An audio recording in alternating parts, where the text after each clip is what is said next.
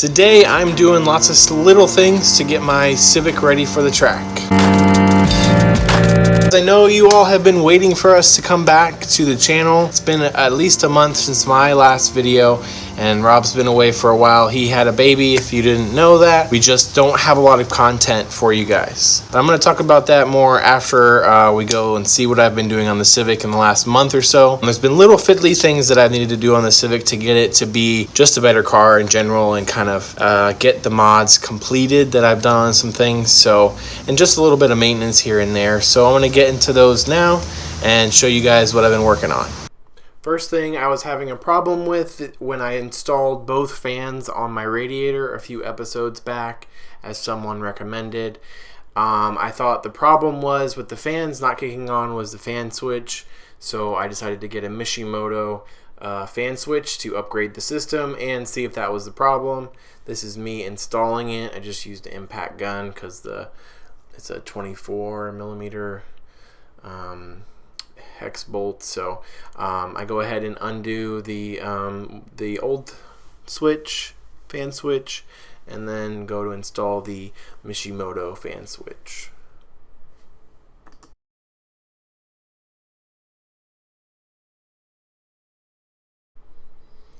This is a pretty easy install. Pull out the old one. You're going to lose some coolant, so be quick and screw in the new fan switch, and that's pretty much it. This did not fix my problem. It was actually, I think I was just overloading the relay or something like that with the two fans, so I rectified the problem by just getting rid of the second fan. I don't think it's necessary with a D-Series setup, that's especially stock and NA, so I think the one fan will do just fine and simplify my life by just getting rid of what I had tried to do. So I pulled everything out and the fan worked perfectly. So this switch is actually a good upgrade as well, because it'll kick on the fan a few degrees sooner than a stock switch. So that's just good for keeping the engine cooler, especially when I come off track.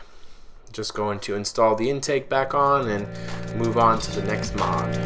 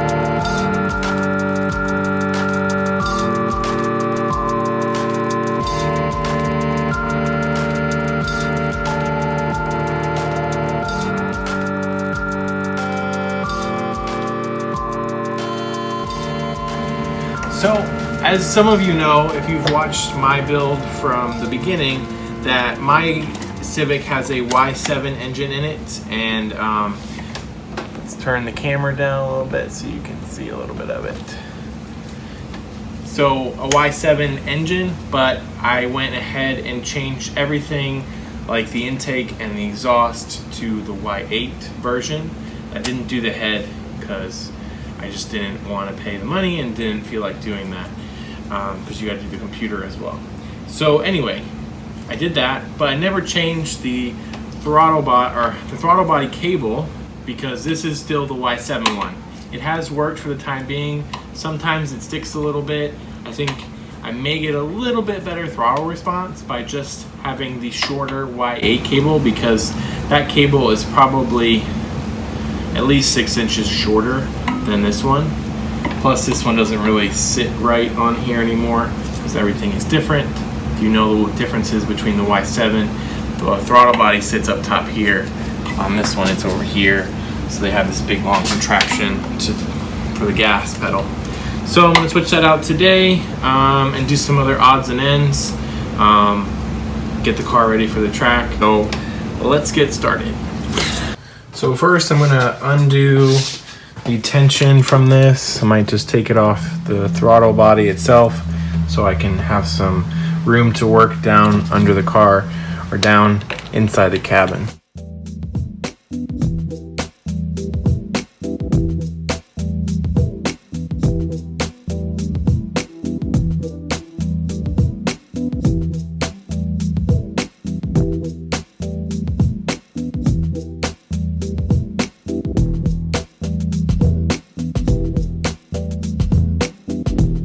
Kind of pull it away.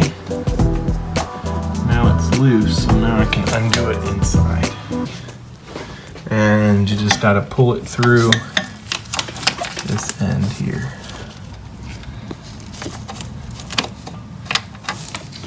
And that's it.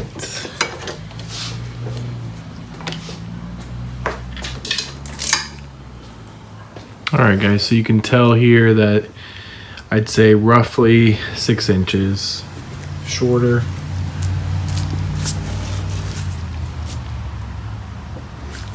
So let's feed this one through. Guys, on the new cable, how it works. This is the end inside the car. This is on the opposite end on the firewall. This clip here keeps it attached to the gas pedal. So I'm gonna go under the car now and do that thing. All right, so I'm taking this washer from the old one and gonna fit it on here and then fit it through the hole.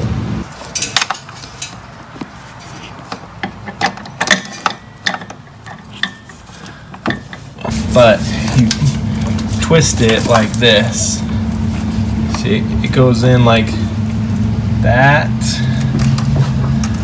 So that mark is to the side, and then you turn it counterclockwise, about quarter turn, and it locks in. Next, I need to move this bracket, because I was looking at some pictures, and it's actually flipped around, and it's over here to hold the Y8 cable.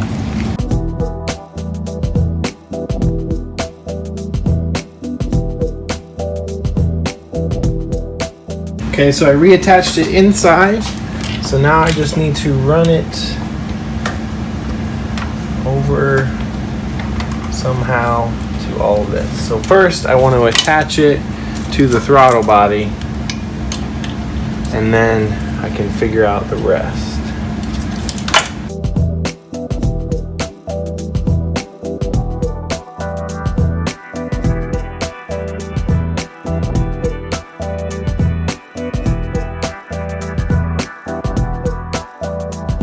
It's a little tight here because of the honed brake delete, brake booster delete, so I have to figure out how to run this correctly.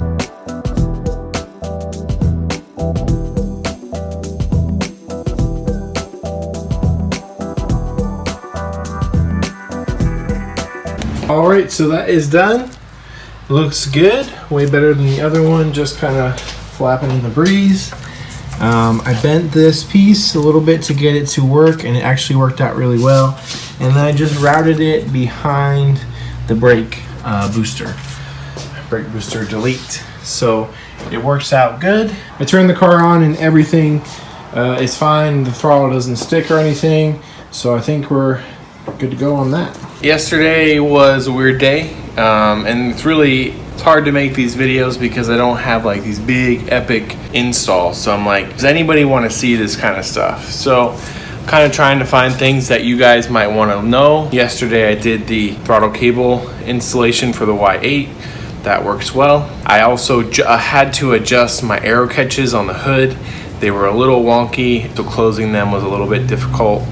And so those are good now. That took a long time because the arrow catches are very sensitive to where the actual catch is, the hook where it hooks in. I worked on that for a while and then just kind of tidied up things. Wanted to let you guys know I got some Hoosiers from a buddy of ours who goes to the track a lot. They're used, but they're still good. I can get a few track days out of them. Pretty excited to get these mounted on the car. They're 205/50s. So it's definitely going to be a different, they're not as wide as what I got because they got 225s, but they will be much stickier than what I've been running currently. So I'm excited to see how that is. Today I'm going to go ahead and take a look at the bushings on my rear lower control arms. They're kind of old. Some of them have cracked a little bit and are starting to break. So I have some new ones that I just want to pop in. With the Skunk 2 control arms, it's really easy to just pop them out with a screwdriver, pop in some new ones, the polyurethane ones anyway. So I'm going to do that now. Just wanted to show you guys underneath the car in the rear, the lower control arms. Here are the cracked bushings. I wanted to make note that when I do adjust the lower control arms or take them off, I do raise the trailing arms to the ride height before I torque everything down, and I use a torque wrench, and I still have this happen.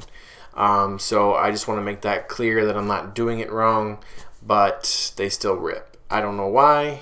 So yeah, that's that. I don't really go into the details of this. I just kind of just wanted to give you guys a shot of what it looks like. Today I'm going to be installing these new rear hubs with new bearings and some ARP extended studs.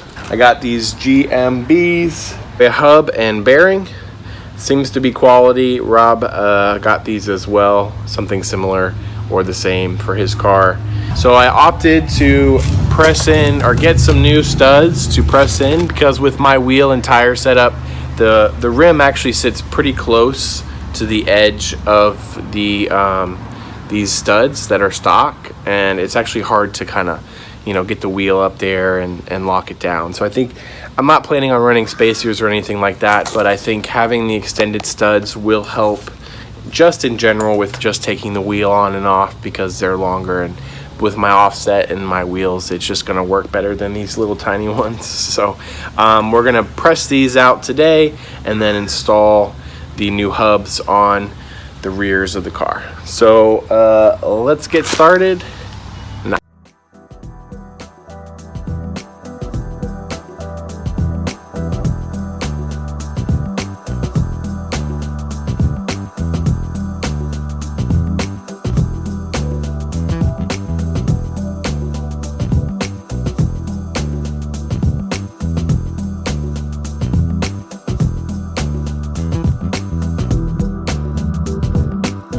The hubs I got have ABS rings on them. This car doesn't have ABS, but most Integras did. So I already started this one, but all you have to do is, there's these two holes on the top. Take a screwdriver and put it on the ABS ring and just give it a few whacks on each side, and eventually it'll just pop off.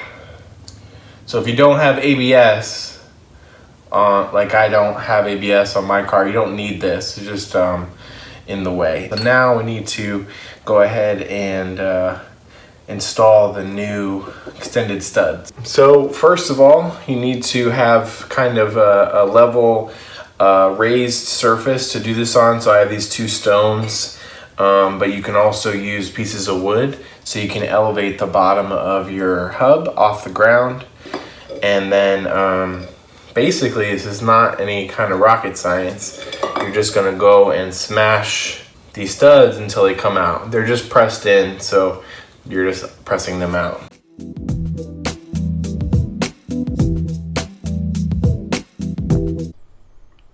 Now that the stock studs are out, you take the ARP studs, and there's a trick to getting them pressed in without an actual hydraulic press. Put these studs through the holes. You can see you need a bunch of washers like I have there on the right, and then a 19mm nut. You need to stack the washers on the ARP stud. Thread the bolts down. You need an impact gun, which would make it easier. You probably could use a regular socket wrench, just going to take a little bit longer. And then basically just screw on the nut, and that will pull the actual stud into place. and you do that on all four, and it actually works really well, really simply, and it doesn't damage the threads at all on the actual studs.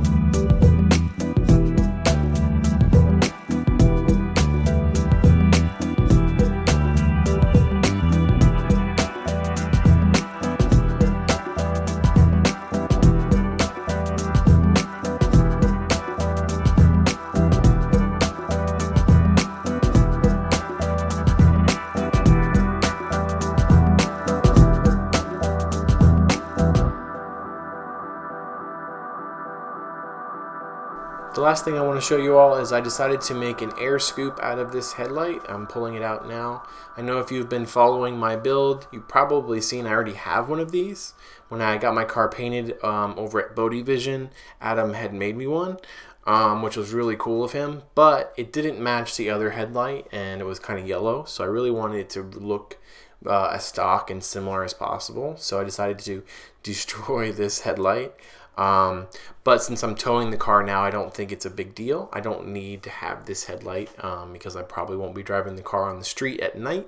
So I decided to do this, just taped off the area where I wanted to cut, and it gave me a good guideline, and just used my Dremel, and it worked out really, really well. You just got to be able to take your time and then go over after and remove all this like plastic melty slag stuff. But I'm really happy with it. It looks really stealthy, and it's going to really be able to bring a lot of cool air into my intake, because the hole that feeds the air is right where my intake sits. So it's going to be really, really helpful.